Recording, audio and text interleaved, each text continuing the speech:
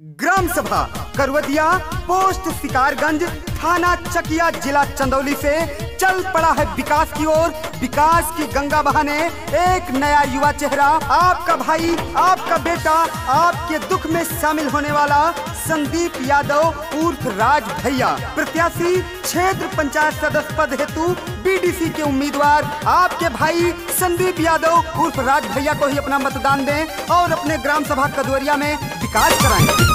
करवदिया के जनता सारी अब की कैली है तैयारी। करवदिया के जनता सारी अब की कैली है तैयारी। मिलके सोचली ही न हो, मिलके सोचली ही न हो, लइका बूढ़ जवानवा बीडीसी संदीप भैया जी बने हो, तब ही पूर होई सबके दिल के अरमनवा बीडीसी संदीप भैया जी बने।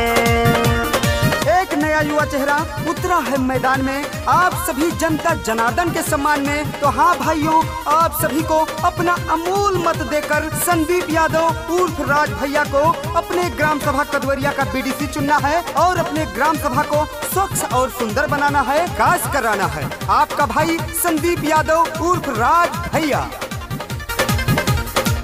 संदीप भैया बाटे गौवा के शान हो, सगरो समस्या के ये करवई है निदान हो। संदीप भैया बाटे गौवा के शान हो, सगरो समस्या के ये करवई है निदान हो। हर कोई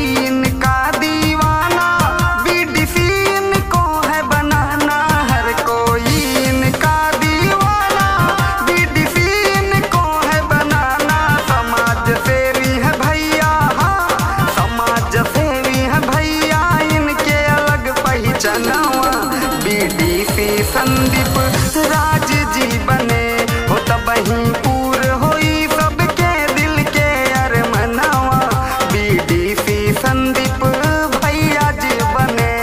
हमारे संदीप यादव भैया उर्फ राज भैया, जो कि यादव सेना के जिला सचिव चंदौली से हैं और एक अच्छे समाज सेवी हैं, सभी के सुख दुख में काम आते हैं, सबका फोन उठाते हैं और करवदिया ग्राम सभा की सभी जनता इनको दिल से मानती है, अपने दिल में बसा कर रखती है। आप भी आइए और इनका साथ दीजिए, इनको अपना बीडीसी चुने। आपका भाई, आपका बेटा, आपका चहेता संदीप यादव उर्फ राज भैया बन के बीडीसी भैया करी है विकास हो, सगरो गरीबावन के बाटे विश्वास हो।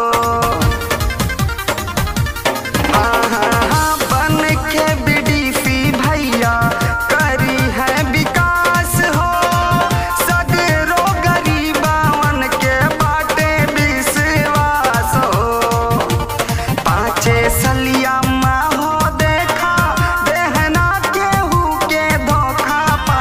सलिया माँ हो देखा, देहना केहू के धोखा, सगरो पूरा करी है, हाँ सगरो पूरा करी है दिलवा के सपनवा बीडीसी संदीप यादव जी बने हो, तब ही पूर होई सबके दिल के अरमनवा बीडीसी संदीप भैया जी बने।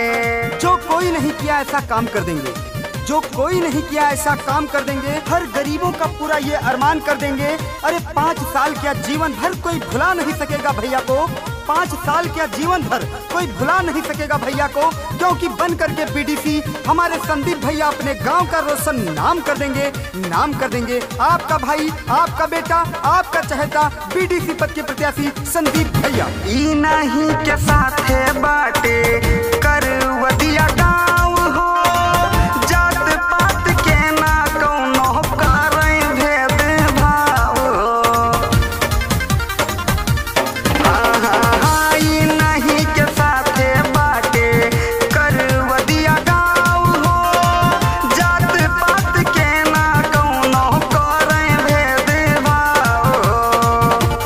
संदीप भैया जहाँ भी जाते